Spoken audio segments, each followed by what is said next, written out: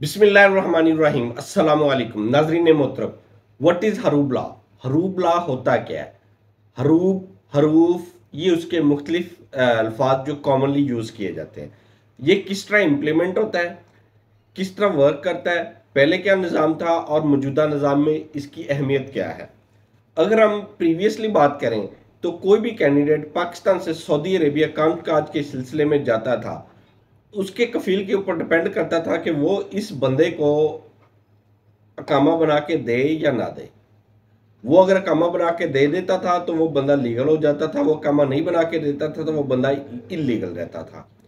वो बंदा इलीगल रहने के बाद मुख्तलिफ मौक़ों पे या कोई कफील के साथ कभी लड़ाई झगड़ा हो गया, उस सूरत में वो बंदा अपने वतन वापस आ जाता था, पकड़ाई दे के, शुरते को पकड़ाई दे के या बाहर किसी एजेंट को पैसे दे के जब पाकिस्तान आता था तो वो बंदा ब्लैक लिस्ट होता था, वो बंदा दोबारा नहीं जा सकता था। रफ्ता रफ्ता इन कवानीन में तब्दीली आती गई। फिर मोहम्मद बिन सलमान का दौर आया। मोहम्मद बिन सलमान ने विजन 2030 लॉन्च कर दिया। उसने विजन 2030 के लॉन्च के बाद हरूब लॉ में एक मुलाजिम को, एक एम्प्लॉय को, एक एक्सपर्ट पर्सन को बहुत ज़्यादा सहूलियात दी गई। उसके हकूक को बहुत ज़्यादा उजागर किया गया। उसके उसके हकूक दिलाने के लिए बहुत ज़्यादा नए कानून को शामिल किया गया, जिसमें एक कीवा कॉन्ट्रैक्ट भी शामिल है। कीवा कॉन्ट्रैक्ट के तहत आप सऊदी अरेबिया जाते हैं, आपका कामा बनना लाजिम है, आपका बैंक अकाउंट बनना लाजिम है, और ये आपका सैलरी प्रोटेक्शन भी है। पहले क्या होता था, कामा बन जाता था, सारा कुछ हो जाता था, बंदा काम करता था, कफील कहता था मैं अगले माह दे दूंगा, अगले माह दे दूंगा, 4 5 6 महीने उसको काम करवाता था, सैलरी नहीं देता था, बंदे को भगा देता था, बंदा ब्लैकलिस्ट, बंदे का कोई वाली वारिस नहीं है। मोहम्मद बिन सलमान के दौर में जो सबसे पहला स्टेप लिया गया, उसने ये कहा कि किसी भी एम्प्लॉय को किसी भी तरह से अगर आपने सैलरी देनी है तो वो उसके अकाउंट में आएगी। अकाउंट में आने का मतलब क्या, हो उसका कामा बनेगा तो अकाउंट में सैलरी आएगी।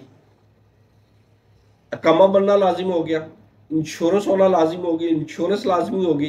पहले इंश्योरेंस का तस्वर भी नहीं था कामे के साथ। कामा महंगा जरूर हुआ, लेकिन इसमें उस एम्प्लॉय की बेनिफिट हुआ। अगर खुदा ना खास्ता उसको कोई मसला होता है तो वो कफील का डिपेंडेंट नहीं है, वो इंश्योरेंस कंपनी से अपना मेडिकल क्लेम करेगा, उसका मेडिकल हो जाएगा।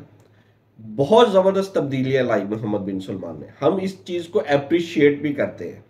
कुछ ऐसी तब्दीलियां भी हैं जो हमारे लिए नागुज़ीर है, लेकिन नागवार है, लेकिन ऐसी तब्दीलियां जो एम्प्लॉयज के हक में, ये बहुत जबरदस्त है। ये वो विजन था जिसको उसने विजन 2030 का, और यूरोपियन कंट्रीज के तौर पे अपने आप को एक मॉडर्नाइज कंट्री शो करने के लिए उसने ये सारे स्टेप्स लिए।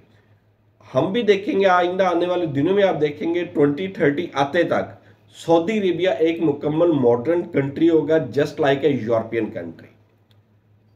क्या तब्दीलियां होंगी, उसके आउटकम्स और बाकी चीज़ों को हम डिस्कस नहीं करें, उसके इस्लामिक पॉइंट ऑफ व्यू को डिस्कस नहीं कर ले, हमारा सिर्फ हरूब के मुतल्लिक डिस्कशन का है।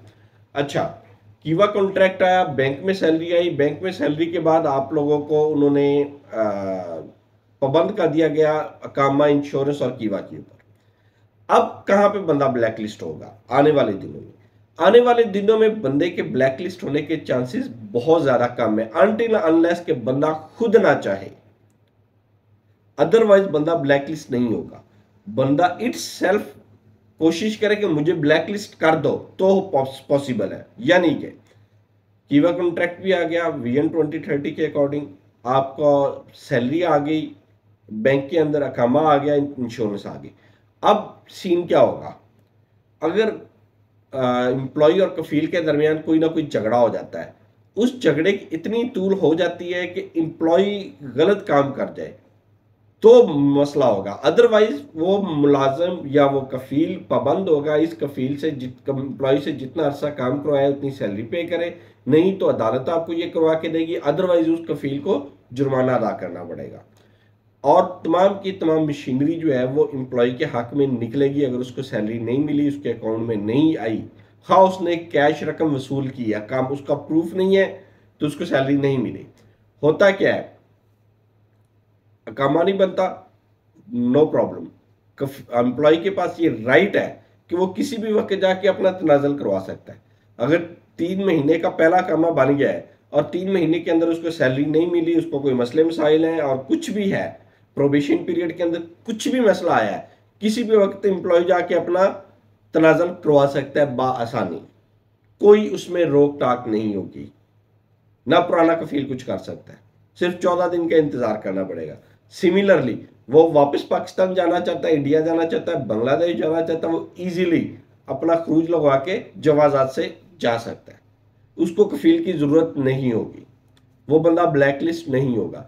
ये वो कवानीन थे जिसकी आसानी, जिसमें बंदा खुद ना चाहे, आप देखें तनाजुल हो जाएगा, बंदा ब्लैक लिस्ट नहीं होगा, वतन वापस आ जाएगा, बंदा ब्लैक लिस्ट नहीं होगा।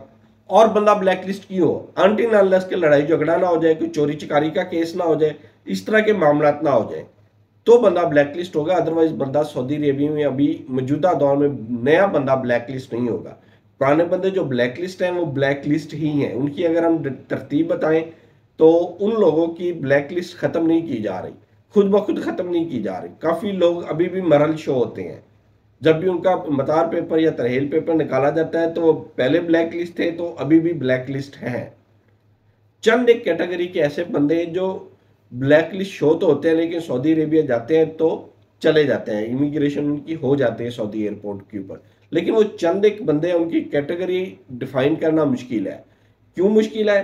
क्योंकि वो बंदों ने अपने आप को वहां पे कैसे प्रेजेंट किया, उसकी जब तक स्टोरी मालूम नहीं होगी कि इस बंदे के साथ फलां वाकया हुआ तो ये ब्लैक लिस्ट हो सकता है या नहीं हो सकता, उसके बाद ही कुछ उसके बारे में बताया जा सकता है, कबल अज वक्त नहीं बताया जा सकता।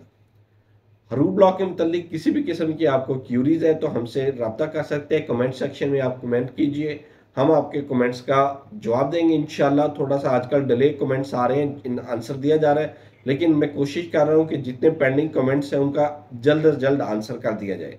अल्लाह ताला आपका हामी नासिर हो। अल्लाह हाफिज़।